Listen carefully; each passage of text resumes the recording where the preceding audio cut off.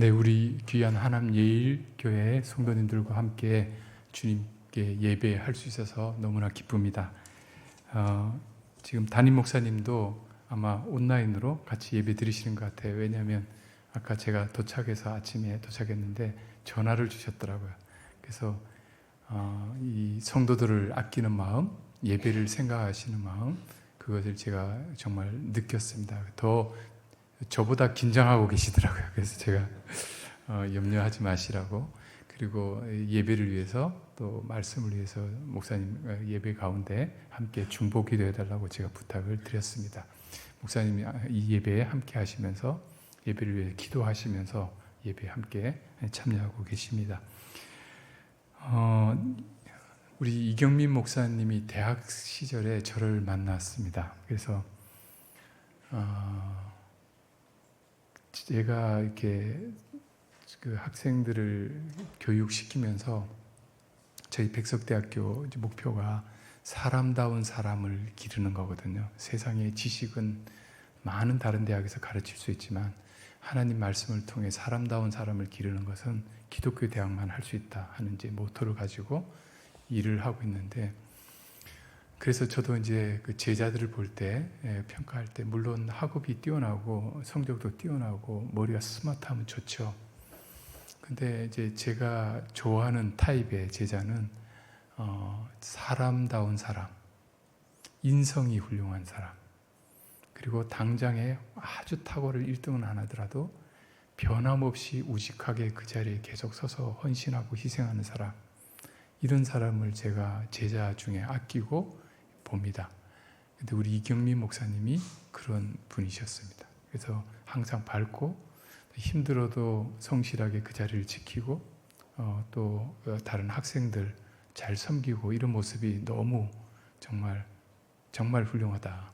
그래서 저희가 그 당시에 이제 그 교수님들이 주머니를 털어서 우리 학생들을 위해서 방학 동안 해외 연수를 좀 보내주자라고 해서 이제 매 방학마다 한두 명씩 뽑았는데, 우리 이경민 목사님이 해외 어학생으로 선발된 분 중에 한 분입니다. 그때부터 벌써 알아보신 거죠? 네. 그래서 그 후에 정말 물론 공부도 제가 굉장히 혹독하게 시켜서 밤을 새면서 공부하도록 그렇게 시켰는데, 신대원을 가고 또 이제 목회를 하고 특히 하남 예일교회에 와서 이렇게 아름답게 목회하는 걸 보니까, 또 현장을 성도님 여러분을 보니까 제 마음이 굉장히 기쁩니다. 얼마 전에 천안 캠퍼스에 제 방에 일부러 오셔가지고 이제 여러 대화를 하면서 1시간 이상을 대화했는데 한 30분 정도 이상은 장로님들 칭찬하다가 시간이 다 갔고요. 그 다음에 성도님들 칭찬하다가 시간이 다 갔습니다. 그래서 뭐 개인적으로 목사님 가정이나 이런 개인적인 이야기를 좀 듣고 싶은데 주로 장로님, 성도님들 칭찬하고 그 덕에 하나님 은혜로 목회를 하고 교회가 성장한다, 이렇게 해서 제가 얼마나 기뻤는지 모릅니다. 오늘 이렇게 우리 하남 예일교회에 와서 성도님들이 직접 뵈니까 기쁘게 생각합니다. 오늘 먼저 이제 기도드리고 하나님 말씀 듣도록 하겠습니다. 하나님 아버지, 감사합니다. 우리에게 예배의 특권을 주시고 하나님의 말씀을 들을 수 있는 특권을 주시고, 감히 하나님 아버지를 아버지라고 부르며 기도할 수 있는 특권을 주시니 감사합니다. 하나님, 예배 가운데 임재하여 주시고 특히 말씀 가운데 역사하여 주셔서 부족한 종은 가려주시고 오직 하나님께서 말씀하여 주시옵소서. 감사드리며 예수님 이름으로 기도드립니다. 아멘. 오늘 우리가 함께 읽은 하나님의 말씀은 여러분이 잘 아시는 본문입니다. 제자들이 바다를 건너다가 고생한 이야기죠. 근데 그 사건 바로 앞에가 이제 오병이어의 기적이 나옵니다. 근데 제가 먼저 말씀드릴 것은 예수님께서 제자들을 부르신 후에 항상 제자들과 함께 계시면서 말씀을 가르치시고 항상 더불어 식사도 하시고 숙식을 같이 하셨습니다. 근데 오늘 사건이 있는 이 본문에서는 처음으로 예수님과 제자들이 떨어집니다. 어떻게 보면 예수님께서 12명의 제자들을 제자로 부르신 후에 그들이 아직 너무 믿음이 연약하기 때문에 마치 엄마가 아기를 이렇게 보듬고 수유도 하고 이렇게 기르다가 어느 정도 컸을 때 놀이터에 처음 진출시키는 그런 장면이라고 생각하시면 됩니다. 그러니까 제자로 더욱더 성장해 가기 위해서 어머니 품에서 놓아서 동네 형들이 괴롭힐 수도 있는 놀이터로 이렇게 내려보내는 그런 모습이 오늘 본문입니다. 이렇게 제자들을 떨어뜨리시는 이유는 바로 제자들을 제자로 성장시키시기 위해서이다 하는 것을 알 수 있습니다. 오늘 본문을 통해 예수님께서 제자들을 어떻게 성장시키시는지, 이를 통해서 우리가 어떻게 성장하기를 바라시는지 말씀을 듣고자 합니다. 오병이어의 기적을 예수님 베푸실 때 예수님이 직접 장성한 남자만 5,000명이었으니까 뭐 훨씬 더 많았겠죠. 그 사람들에게 예수님이 일일이 떡을 떼어주시고 고기를 떼어주신 것이 아니라 제자들에게 주셨고요. 제자들이 가서 전해줄 때 기적이 일어나기 시작했습니다. 그러니까 제자들이 예수님께 받았을 때는 물고기 반조각, 떡 반조각 이 정도에 불과했는데 가서 떼어주는데 이게 부족함이 없이 계속, 그러니까 자기도 이러면서 이제 기적이 일어나는 겁니다. 자기도 놀라는 거예요. 자기도 놀랍니다. 가끔 여러분 그런 경험하지 않습니까? 이렇게 병자를 위해서 기도를 했는데 병자가 나아요. 때로는 저희가 지금 캠퍼스에서 지난 학기부터 지금 전도를 하고 있는데 지난 학기만 해도 한 800명의 학생이 결신을 했습니다. 예수님 믿기로. 저희가 이제 학교 차원에서 노방전도를 하는데, 그런데 학생들이 하는 고백이 있어요. 자기가 거기서 간단하게 사형리를 전했는데 믿더라는 거예요. 자기가 놀라는 거예요. 아니 내가 이렇게 간단하게 그냥 그 사형리 나온 대로 했는데 아니 이럴 수가 하면서 전하는 사람이 놀라는 일들이 하고, 이게 내 능력으로 전도가 되는 게 아니구나. 성령 하나님께서 이렇게 짧게 사형리를 전하는 이 과정에 하나님께서 이 학생들의 마음을 움직이셔서 영접하게 하는구나 하는 것을 자기가 경험한다는 겁니다. 그러니까 이 전도에 대한 두려움이 이제 없어지기 시작하는 거죠. 전에는 내가 말을 어떻게 잘 조리 있게 했을 때 전도가 될까 이런 생각을 했는데, 그냥 사형리 간단하게 우리는 죄인이고요 있잖아요. 그대로 전했을 뿐인데 갑자기 결신의 기도까지 하면서 믿겠다고 연락처하고 자기가 세례를 받겠다는 학생들이 나타나는 거 보면서 일종의 기적을 경험하는 겁니다. 마찬가지로 제자들도 예수님이 주신 떡을 이렇게 나눠주는데 이게 줄어들지를 않는 거예요. 우리도 그런 기적을 한번 경험해 보면 좋겠죠. 이렇게. 그러니까 기적을 경험하고 나니까 제자들이 막 자신감이 막 뿡뿡 넘친 겁니다. 그런데 예수님께서 그런 제자들을 보시고 오늘 본문에 보면 즉시 제자들을 막 재촉해서 가라. 맞습니다. 우리 같았으면 그 자리에서 사람들이 고맙습니다. 위대하신 분의 제자시군요. 이름이 어떻게 됩니까? 저 베드로인데요. 이렇게 하고 싶었을 텐데 예수님이 그렇게 감격과 사람들의 칭송을 받을 수 있는 기회를 야박하게 놓치도록 재촉해서 쫓아내듯이 이렇게 됩니다. 그리고 예수님이 홀로 남으셔서 그 많은 무리들을 일일이 다 보내셨습니다. 그 무리들이 만나야 될 사람들은 제자들이 아니라 누구를 만나야 되는 거죠?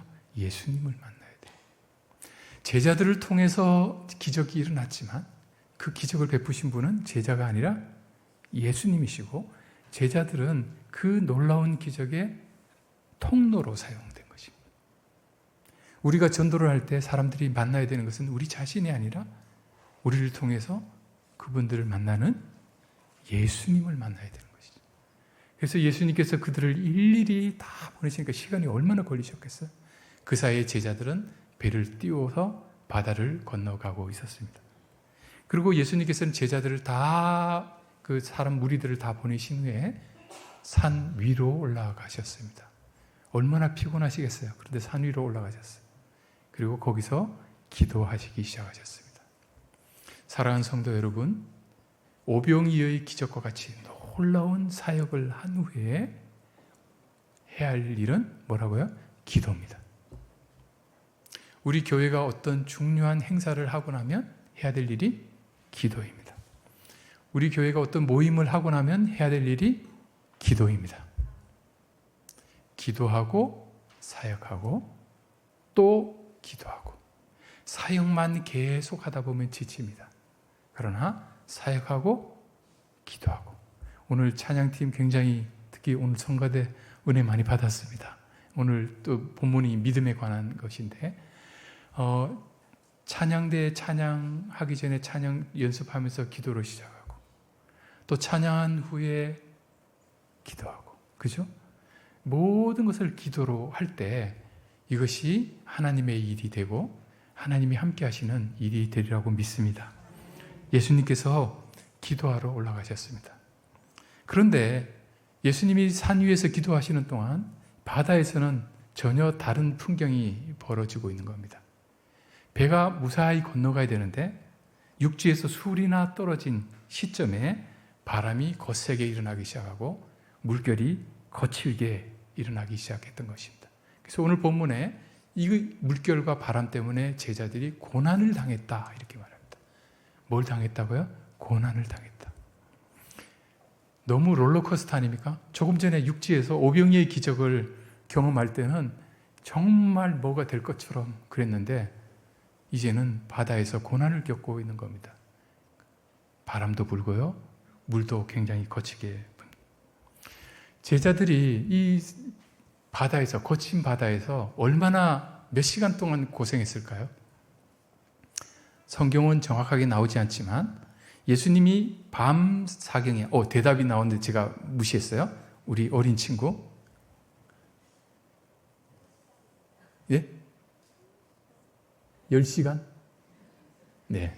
정답에 가깝습니다. 네. 네. 밤 사경에 예수님이 제자들을 찾아오시니까 아마 해가 지기 전에 출항을 했으니까 우리로 말하면 한 저녁 6시? 밤 사경은 1경은 저녁 6시에서 9시, 2경은 9시에서 12시, 3경은 자정에서 새벽 3시, 그 다음에 4경은 새벽 3시에서 아침 6시까지입니다. 그런데 예수님이 이렇게 앞뒤 문맥을 보면 어떤 분은 한 새벽 3시쯤 오셨을 거라고 그러는데 제 추측건데 6시 5분 전쯤에 오시지 않았을까. 새벽 기도 시간에 오시지 않았을까 싶습니다. 그러니까 이걸 대충 하면 한 10시간에서 한 12시간 가까이 제자들은 바다에서 헤매고 있었던 겁니다. 이 풍랑을 맞아본 적이 있으십니까? 배에? 예. 제가 그 아테네에 그 학생들 데리고 이제 출장을 간 적이 있는데 그 사모스 섬이라고 하는 데서 학교가 있어서 배를 타고 밤새 가는데 밤에 풍랑이 얼마나 하는지요. 막 그 큰 배가 막 그 엄청난 큰 배도 정말 타고 있는데 불안할 정도로 이렇게 롤러코스터를 타는데 이 정도 배면 거의 뭐 뒤집히는 경험을 아마 하지 않았을까 싶습니다. 그런데 흥미로운 것은 이 긴 시간 동안 제자들 중에 누구도 예수님을 찾지 않았습니다. 누구도 기도하지 않았습니다. 모두 다 자신의 힘으로 이 문제를 해결하려고 매어 달려 있었습니다. 사랑하는 성도 여러분, 혹시 성도님 가운데 지금 제자들처럼 이 거친 바다에서 거센 바람을 맞이하면서 내 힘으로 이것을 해결하려고 고난을 당하고 계신 분이 있습니까? 기도해야 합니다. 기도해야 합니다. 근데 저의 질문, 이렇게 거의 10시간, 12시간 동안 고난을 당했는데도 왜 배가 엎어지지 않았을까요? 하나님께서 지켜주시니까 박수를 칩시다. 네. 우리 하남예일교회 정말 미래 세대가 밝습니다. 네. 정답을 알고 있습니다. 하나님이 지켜주시니까. 예수님께서 높은 산 위에서 기도하고 계셨다고 말씀드렸죠. 어디를 바라보고요? 그 칠흑 같은 바다를 내려다보며 제자들을 바라보며 기도하고 계셨던 것입니다. 이 모습은 출애굽기에 보면 이스라엘 백성이 이집트에서 나와서 가나안을 향해 갈 때 처음으로 시련을 겪는 게 있는데요. 르비딤이라고 하는 곳에서 반석의 샘물을 마시고 힘을 얻었을 때 아말렉이라고 하는 민족이 공격을 해옵니다. 아말렉이라고 하는 민족은 이 광야지대에 있어서 지나가는 상인들을 기습해서 물건을 빼앗고 사람을 빼앗아서 노예로 팔면서 살고 있는 전문가 도둑 집단입니다. 그게 자신들의 일입니다. 그 분야의 아주 전문가입니다. 그래서 아말렉 쪽은 이스라엘이 이렇게 엄청나게 많은 인원이 지금 이동하고 있잖아요. 그럼 군대에서 행군을 해보면요, 이 행군이 잘못되면 제일 끝이 늘어지기 시작합니다. 그래서 군대에서 행군할 때는 제일 잘 못 걷는 사람, 제일 약한 사람을 선두에 세웁니다. 그리고 제일 뒤는 가장 고참이 서게 돼 있습니다. 그런데 그런 훈련이 안 돼 있는 이스라엘 백성은 그냥 이동을 하다 보니까 노약자들이 뒤로 처지는 일이 발생합니다. 그때 아말렉이 뒤를 후미를 치기 시작합니다. 동물의 왕국에서는 사자나 호랑이가 사슴떼나 이런 데를 하면 제일 약한 것 뒤에 처진 것을 하나 공격합니다. 그러면 나머지는 개를 희생으로 도망감으로써 생존합니다. 그러나 이스라엘 백성은 그렇게 하지 않았습니다. 한 번도 전투 경험이 없는, 전쟁을 겪어보지 않은 400년 동안 노예로만 살았던 이스라엘 백성이 자신의 안위를 위해서 도망가지 않고 돌이켜서 그 아말렉과 싸우기로 결정합니다. 누구를 위하여? 공동체의 연약한 자들을 위하여. 한 명이라도 놓치지 않기 위해서. 이때부터 이스라엘 백성의 호칭은 단수로 불리기 시작합니다. 이 말은 무슨 뜻이냐면 이때부터 드디어 이스라엘 민족이 하나의 민족이 되었다. 우리 하남예일교회 이 모토 주제가 제가 가장 좋아하는 성경 구절인데요. 주께서 우리를 사랑하신 것처럼 너희도 내가 너를 사랑한 것처럼 너희도 서로 사랑하라. 이 사랑의 공동체의 핵심은요, 우리 공동체 안에 있는 가장 연약한 사람, 가장 힘없는 사람을 돌아보고 그 사람을 위해서 힘있고 여유 있는 사람들이 더 희생하고 섬기기로 결단할 때 그것이 세상에서 볼 수 없는 그런 사랑의 공동체를 만나게 되는 것입니다. 이스라엘 백성은 처음으로 아말렉과 만나서 그러한 공동체를 이룰 수 있었던 것입니다. 죽기를 각오하고 우리 공동체 안에 연약한 자를 위해서 내 목숨을 걸고 싸우기로 결단한 것입니다. 그리고 모세가 높은 산 위로 올라갑니다. 그리고 여호수아를 새로운 지도자로 세워서 나가서 싸우게 합니다. 근데 이 전쟁에 특이한 점이 있습니다. 모세가 손을 올리고 기도할 때는 이 오합지졸 같은 이스라엘 백성이 그 강력한 아말렉을 이기는 겁니다. 그런데 팔이 힘들어서 이게 내려오면 지는 겁니다. 그래서 아론과 훌이 옆에서 받치죠. 그래서 이 팔이 해가 지도록 떨어지지 않도록 합니다. 결과 이스라엘의 승리입니다.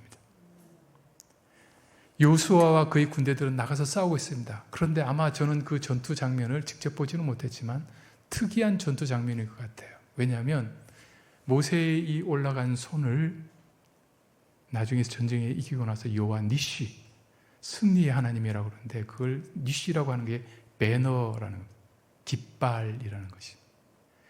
그러니까 대장기가 예전 전투에서 떨어지면 패배한 겁니다.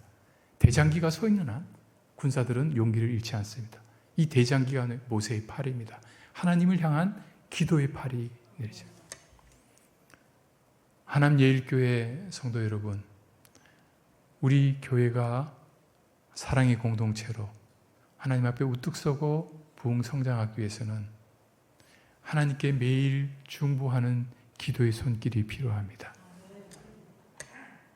기도하시는 장로님, 기도하시는 권사님이 필요합니다. 이 팔이 내려오지 않도록 받쳐줄 분들이 필요합니다. 아마 여호수아와 그의 군대는 상대방을 보고 싸우지 않고 그 깃발을 바라보면서 싸웠을 겁니다. 이상한 방식의 전투죠. 그 깃발이 떨어지지 않는 한, 그 기도에 팔이 내려오지 않는 한 반드시 승리하는 것입니다. 마치 모세가 높은 산 위에서 여호수아 군대를 내려다보면서 손을 들고 기도했던 것처럼 우리의 주님께서 제자들이 악전고투를 벌이고 있는 그 험한 바다를 내려다보시면서 밤새 철야 기도하고 계셨던 겁니다. 지금도 하나님 보좌 우편에서 우리의 중보자가 되셔서 우리의 모든 것들을 위해 지금도 쉬지 않고 우리 주님 기도하고 계십니다. 주님의 기도가 있기 때문에 우리의 배는 난파되지 않고 우리의 배는 파손되지 않는 것입니다. 밤새 고난을 겪어도 인생의 풍파와 바람을 지나가더라도 우리는 좌초하지 않습니다.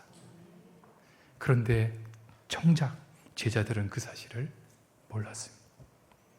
그리고 기다리고 기다리던 예수님이 제자들을 찾아오셨습니다. 그런데 제자들은 주님을 기다리면서 오시니까 너무 반가워서 예수님 오셨다 환호를 지은 것이 아니라 유령이라고 더 무서워하기 시작합니다.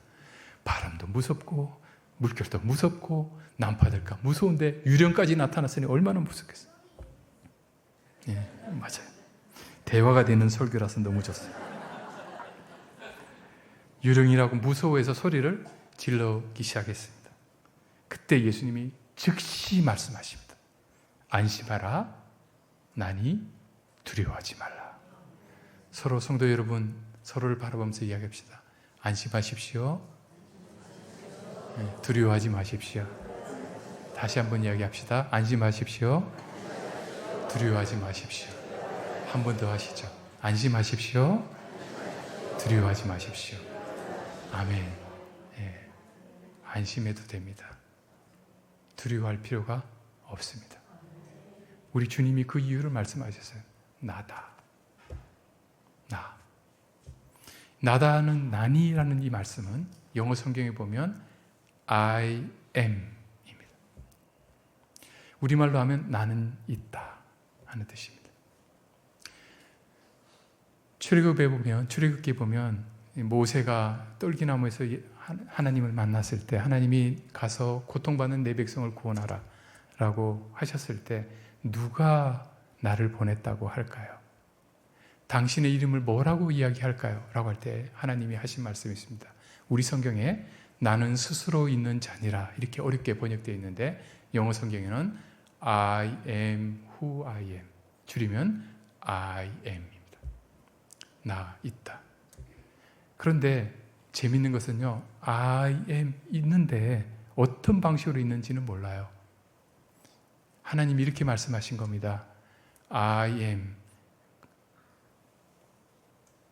victory. 나는 승리자다. 여호와라는 말이 I am이거든요.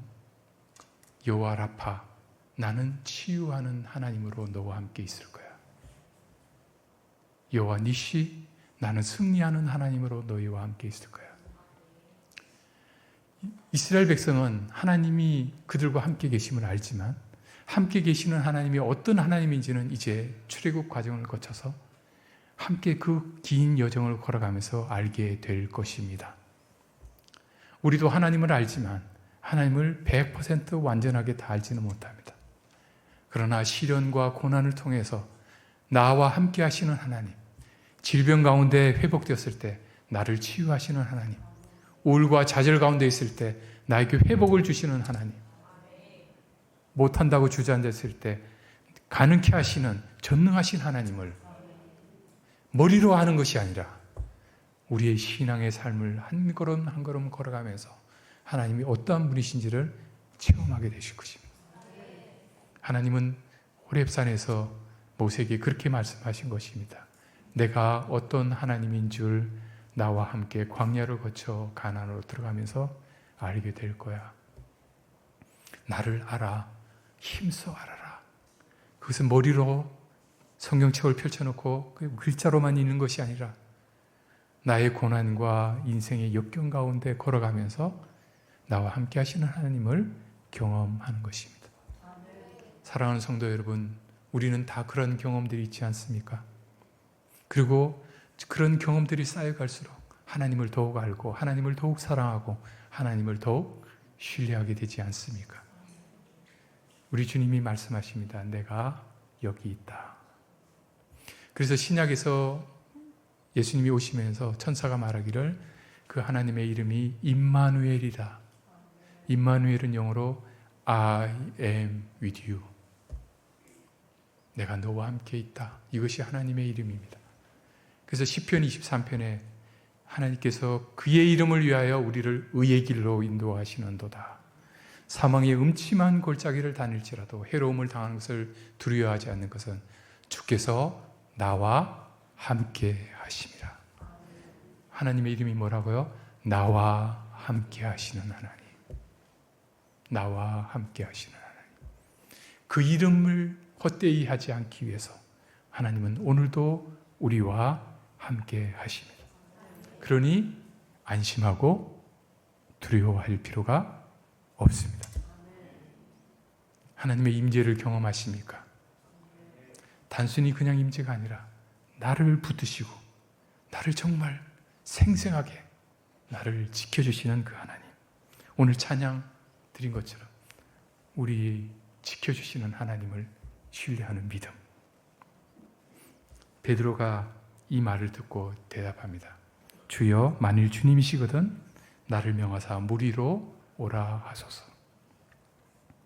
베드로는 예수님께 오셨으니까 이제 두려워하지 말라고 하셨으니까 두려워하지 않도록 예수님 풍랑을 먹게 해주세요. 이렇게 요구해야 되잖아요. 만약에 주님이 오셔서 우리가 고난 가운데 있을 때 막 병상에서 아픈데 주님이 그래 내 여기 있어 걱정 마 안심해 그럴 때 우리가 뭐라고 할까요? 요거 좀 낫게 해주세요. 이렇게 하지 않을까요? 근데 베드로는 너무 엉뚱해요. 풍랑을 먹게 해달라는 이야기를 하지 않고 저도 예수님처럼 걷게 해주세요. 이렇게 물 위로. 사랑하는 성도 여러분, 우리 주님은 우리에게 오셔서 안심하라, 두려워하지 말라라고 말씀하실 때 우리의 모든 풍파가 멎은 후에 하시는 말씀이 아니라 여전히 바람은 치고 물결은 거세도 그 가운데 내가 여기 있으니 걱정하지 마라 라고 말씀하십니다. 현실을 바라보면 걱정하고 두려워하고 안심할 수가 없는데 주님의 말씀을 들으니 안심하고, 그래서 믿음은 보이지 않는 것들을 바라보는 믿음이라고 그랬잖아요.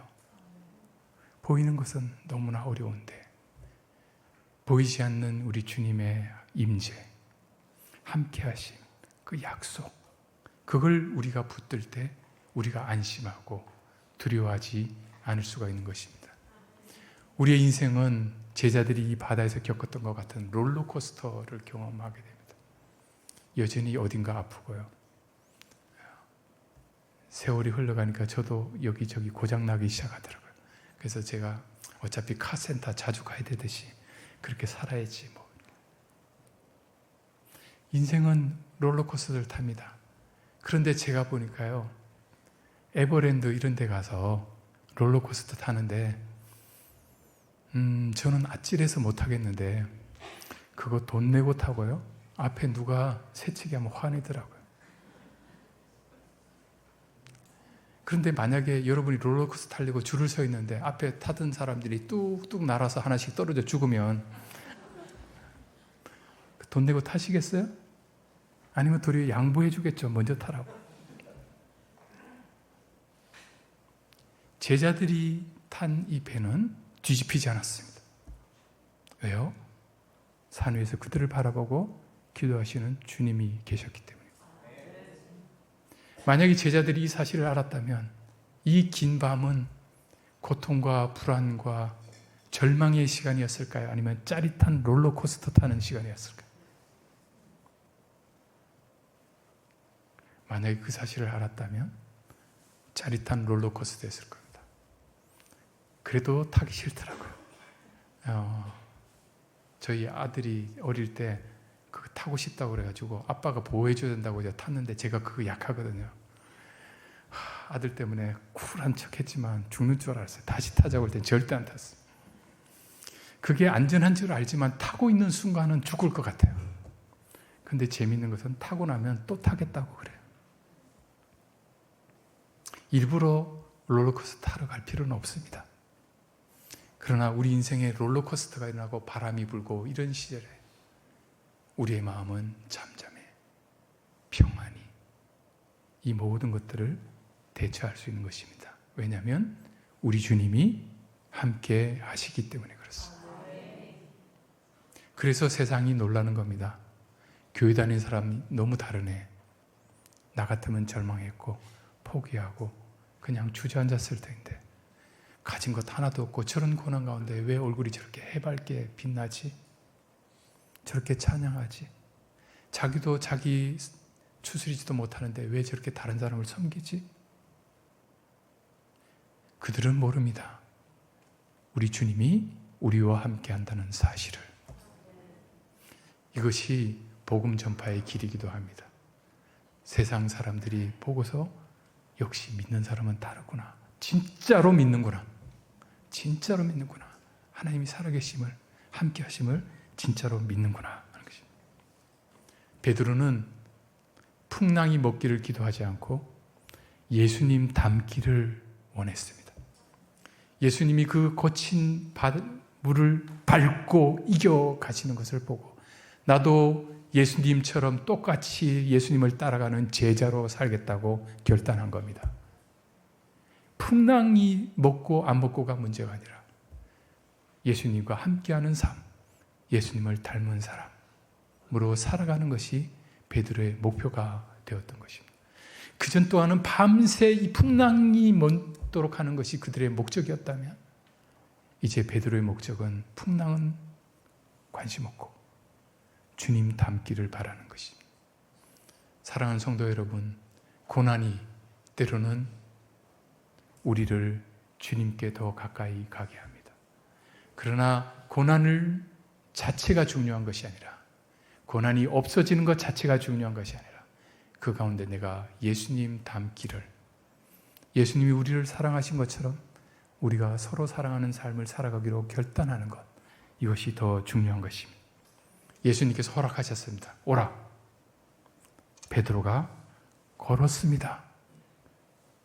여러분, 베드로도 걸었습니다. 예수님만 걸으신 것이 아니라 누구도 걸었다고요? 베드로도 걸었습니다. 우리도 걸을 수 있습니다. 물 거친 파도, 이런 세상은 그 안에 잠겨 있으면 정신없지만 그 위를 밟을 수 있다는 것입니다. 우리가 그것을 능히 극복하고 이겨나갈 수 있는 힘을 우리 주님처럼 얻을 수 있다는 것입니다. 그런데 베드로의 눈에 바람이 확 스치고 지나갔습니다. 예수님을 바라볼 때는 걸었는데 갑자기 이 현실이 확 다가오는 겁니다. 주일날 예배 드리고 말씀 들을 때는 그래, 안심해야지, 두려워하지 말라고 그랬어. 주님이 함께 계시니까 이랬는데 집에 돌아가서 통장을 보니까 또 해야 될 일들을 보니까 갑자기 현실이 너무 크게 다가온. 그때 어떤 일이 벌어집니까? 베드로처럼 빠지기 시작하는 겁니다. 그 물에 압도당하기 시작하는 겁니다. 사랑하는 성도 여러분, 그런 찬양이 있잖아요. 모든 시선을 주님께 드리고. 여호수아의 군대들이 기도의 손을 바라보고 전쟁에 임한 것처럼 이 땅에서 우리의 모든 영적인 전쟁, 삶의 전쟁은 하나님 보좌 우편에서 우리를 내려다보시면서 간절히 기도하시는 그 주님께 우리 시선을 들 때 우리는 능히 이길 수 있는 것입니다. 그렇지 않고 이 당면한 문제를 보면 이것이 주님보다 더 커 보입니다.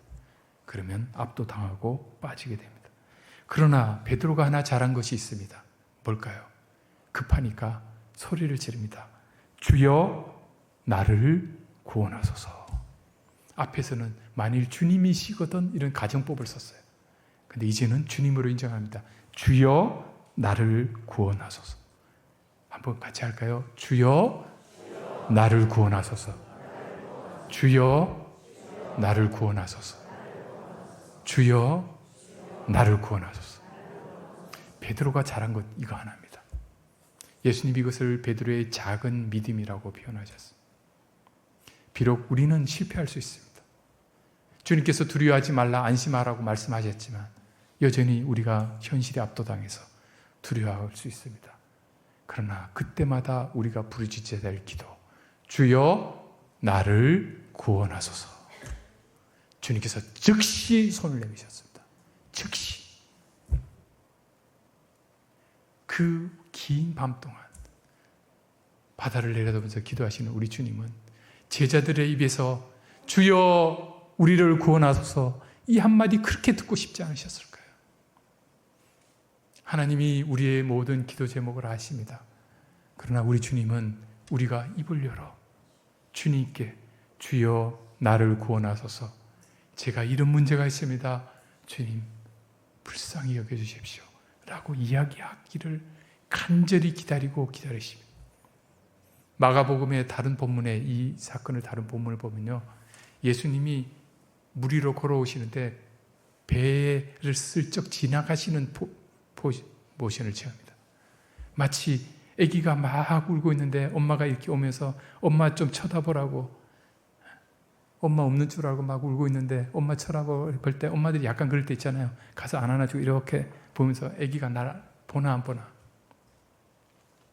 그렇게 우리 주님은 우리의 입에서 나오는 주여 나를 구원하소서라는 기도를 간절히 기다리고 계신 겁니다. 그리고 우리 입에서 그 기도가 나올 때 즉시 응답하십니다. 사랑하는 성도 여러분, 기도는 믿음 있는 사람만 할 수 있습니다. 기도는 믿음 있는 사람만 할 수 있습니다. 믿음이 클수록 기도의 시간은 길어집니다. 믿음이 클수록 기도의 자리를 사모하게 됩니다. 믿음이 없으면 기도 시간에 이렇게 앉아서 기도하면 3, 4분이면 끝나요. 저도 예전에 잘 몰라가지고 주님 아시죠? 아멘. 이렇게 아니 다 아시는데 뭘 일일이 또 뭐 이렇게. 엄마는 애가 딱 울면서 들어오면 무슨 일인지 다 알아요. 그러나 이야기하기를 바라잖아요. 이야기하면서 아이의 마음이 풀어지잖아요. 주님 앞에 우리의 모든 기도 제목을 넣어놓고 토설할 때 기도 끝나고 나면 몸이 가벼워지고 마음의 평안이 찾아오고 회복이 일어나지 않습니까? 하나님 앞에 그냥 가감없이 다 털어놓기를, 우리 주님은 그것을 귀 기울여 듣기를 기뻐하시는 우리 주님이시니, 그죠? 요즘 그렇게 들어주는 사람이 어디 있어요? 우리 주님은 그러신 분이시거든요. 믿음은 믿음이 있는 자는 기도하게 되어 있습니다. 그냥 막연하게 기도하는 것이 아니라 아까 말씀드린 여호와 라파, 치유하시는 하나님, 병상 가운데 링게를 맞으면서 주님께 누워서 기도할 때 오셔서 매일매일 회복시켜주고 치유해주시는 하나님을 경험할 때, 그 하나님을 경험하면서 그 하나님께 기도할 때 그 기도는 얼마나 살아있는 생생한 기도가 되겠습니까? 기도를 통하여 우리는 또 믿음이 성장합니다. 응답을 경험하면서 하나님 살아계시는구나. 우리는 이 베드로처럼 주님을 따라가겠다고 하면서 베드로처럼 의심이 동시에 동반될 수 있습니다. 의심은 주님을 바라보지 않고 현실을 바라볼 때 생깁니다. 이게 가능이나 할까? 정말? 그런데 주님을 믿을 때는 우리가 불가능하다고 생각했던 것들이 기적같이 우리 삶에 일어나는 것입니다.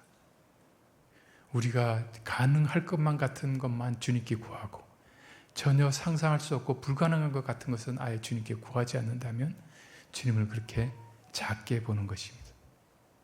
무엇이든지 믿음으로 구하면 주께서 응답하십니다. 그런데 가끔 이런 분이 있어요. 내가 구했는데 대학에 똑 떨어졌는데요. 제가 하나 말씀드립니다. 우리가 무언가를 구할 때는요, 이것이 우리에게 베스트라고 생각해서 구합니다. 근데 주님은 이것이 내가 나쁜 길로 갈 거라면 이걸 막으시고 다른 걸 주시는데, 그게 알고 보니 베스트입니다. 그러니까 우리가 뭐든지 마음껏 구해야 됩니다. 유치하게 보이는 거라도 상관없어요. 우리 주님이 필터링을 하셔가지고 우리에게 베스트로 바꿔서 아버지 하나님께 올려드립니다. 그러면 그 응답을 우리가 보면서, 그래서 기도는 대화입니다. 일방적인 요구가 아니라 대화입니다. 하나님께서 내가 무엇을 구하든지 나에게 베스트로 응답하신다는 것을 확신하면 기도에 힘이 생깁니다. 그리고 응답에 대해서 하나님께서 이걸 나에게 베스트로 주시구나 하는 감사가 나올 수 있는 것입니다. 그냥 내가 요구한 그 항목이 그대로 되느냐 안 되느냐를 가지고 결정할 것이 아니라 무엇이 베스트냐. 오늘 저희 집사람 제 설교를 중보기도 하기 위해서 같이 왔는데요. 제가 집사람 만나기 전에 다른 사람 만나봤을까요? 안 만나봤을까요? 채이기도 했습니다. 그때 저는 저 자매를 주시옵소서 이렇게 간절히 기도했는데 그 기도가 응답이 안 됐더라고요. 근데 나중에 봤더니 응답이 됐습니다. 저희 집사람을 만났거든요.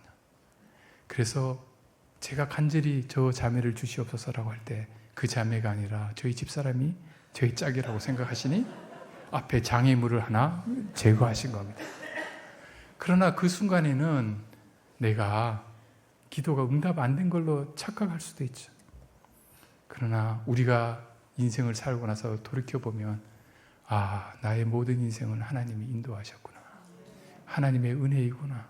내 기도가 다 응답되었구나 하는 것을 깨닫게 되듯이 우리 성도들이 기도에 정말 확신을 가지고 우리가 어떤 어려움을 겪더라도 주님께 간절히 기도하면 그 기도가 하나도 헛되이 땅에 떨어지지 않습니다. 주님께서 이러한 믿음을 갖고 드리는 기도를 기뻐 받으실 것입니다. 그럴 때 예수님이 제자들과 함께 베드로 앞에 올랐을 때 모든 풍랑이, 바람이 그쳤던 것입니다. 그리고 그들의 입에서 진실로 하나님의 아들이소이다. 정말 하나님이시군요. 정말 I am with you. 그 이름에 걸맞는 하나님이시군요. 고백하는 것입니다. 우리 교회가, 하남예일교회가, 성도님들이 살아 움직이는 것은 이런 기도의 체험을 나누고 서로 중보 기도해주고 서로 격려하고 믿음으로 기도합시다. 그래서 오늘 기도 제목에 보니까 고3 수험생들 취업 준비생을 위한 기도 제목이 나오더라고요. 사랑하는 성도 여러분, 부모님들 원하는 대학이 있으면 그거 붙여달라고 간절히 기도하십시오. 간절히 기도하십시오. 그러고 나서 수능 끝나고 다 끝나고 나서 그 대학이 아닌데 걱정하지 마십시오. 그러나 하나님 그 대학 아닐지도 모르니까 딴 데 그렇게 하지 마십시오. 지금은 그게 베스트죠. 그러니까 그 베스트를 놓고 막 열화와 같이 하나님을 이렇게 막 쫄르듯이 간절하게 온 교회가 기도해 주셨으면 좋겠습니다. 취업을 위해서도 그 직장 넣어달라고 구체적으로 기도하십시오. 우리는 그것을 베스트로 하니까. 그럼 하나님 그게 베스트면 취직시켜 주실 거고 더 좋은 쪽이 있으면 그걸 제거하시고 더 선물로 주실 것입니다. 그래서 그냥 내가 하나님의 뜻을 알아서 그거에 맞게 기도하려고 이렇게 복잡하게 생각하지 마시고요. 지금 이것이 내가 베스트라고 생각하면 그걸 놓고 저 자매를 저에게 주십시오. 이렇게 기도하듯이 간절히 기도하시기를 축원합니다. 그래서 정말 단순히 기도의 응답만 받는 것이 아니라 예수님을 닮은 제자로서, 예수님을 닮아가는 제자로서, 그리고 예수님이 우리와 함께 하시는 하나님이심을 고백하고 세상에 전하는 그런 귀한 공동체로 세워지길 축복합니다. 목사님 나오셔서 잠시 기도하겠습니다. 하나님 아버지 감사합니다. 임마누엘 하나님으로 우리에게 오셔서 추상적인 하나님이 아니라 우리의 삶에 함께 하시며 우리의 모든 희로애락을 함께 하시며 우리의 풍파 가운데서도 안심하라, 두려워하지 말라고 말씀하시는 주님이 계셔서 너무나 감사합니다. 주님을 신뢰하며 기도하오니 응답하여 주시옵소서. 감사드리며 예수님의 이름으로 기도드립니다. 아멘. 말씀에 많은 은혜 받으실 줄 믿습니다. 우리 이 시간 그 말씀대로 찬양하고 기도하면서 하나님 손을 붙들고 나아가는 우리 믿음의 자녀들 되길 원합니다. 이 시간 찬양하며 나가도록 하겠습니다.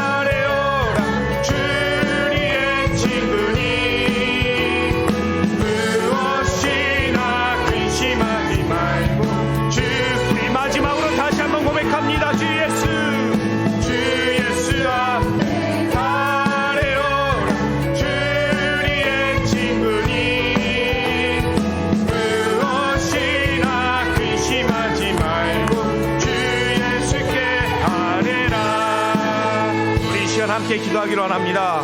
예수님께서 모든 사역에 기도로 임하셨듯이 오늘 우리도 모든 상황 가운데 기도하며 나아가는 믿음의 자녀들이 되게 해달라고. 예수님께서는 제자들을 계속해서 보고 계셨는데 오늘 우리를 계속해서 보고 있는데 우리는 미련하여서 주님 바라보지 못하고 내 환경과 현실 가운데 무너지면서 좌절하고 눈물만 흘리고 있는데 이제는 그 눈을 들어 주님 바라보며 살아가게 해달라고. 그런 제자들의 모습을 갖는 것이 아니라 예수님을 닮아가는 베드로의 모습을 닮아가고 예수님을 닮아가는 우리가 되게 해달라고. 이 시간 주여 한번 부르시고 힘차게 기도하며 나아갑니다. 다 같이 기도합니다. 주여,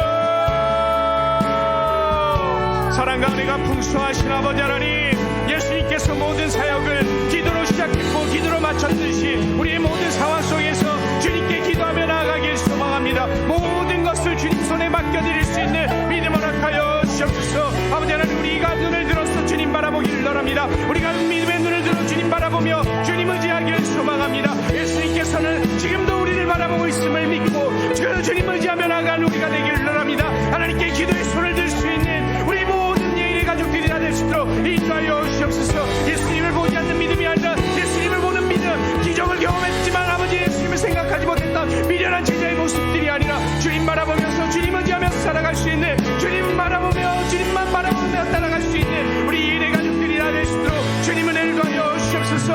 아버지 하나님께서 오늘도 우리에게 말씀하는 것을 믿습니다. 안심하라, 두려워하지 말라라는 그 말씀이 우리 안에 있기를 소망합니다. 그 믿음의 확신이 우리 안에 있어서 주님이 손 내미신 그 손 잡고 그 손 붙들고 살아가며 모든 삶에서 아버지 하나님 모든 승리에 나은 삶이 주님의 주권 안에 있음을 고백하고 나갈 수 있는 주님 우리의 자녀들이 될 수 있도록 주님 은혜를 더하여 주옵소서.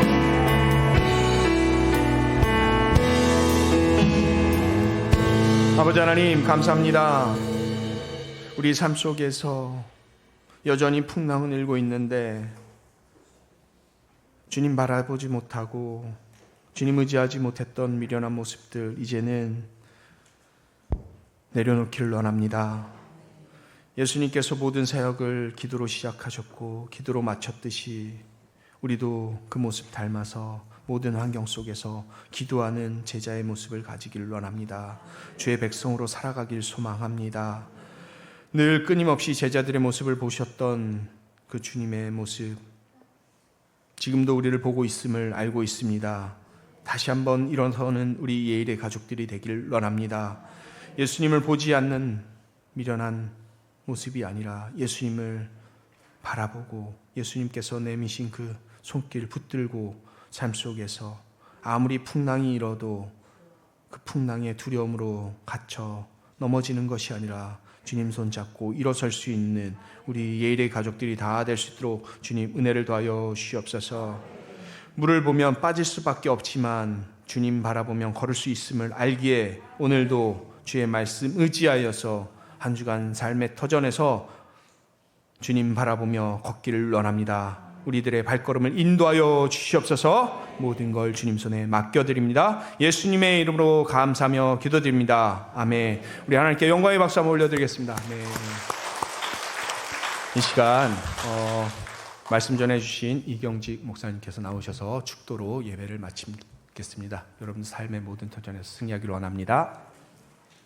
이제는 우리 구주 예수 그리스도의 크신 은혜와 하나님 아버지의 극진하신 사랑과 성령의 교통, 위로, 인도하심이 풍랑 가운데 주님을 바라보며 주님을 닮기를 원하는 우리 모든 성도들 머리 위에 지금부터 영원토록 함께 계시기를 간절히 축원하옵나이다. 아멘.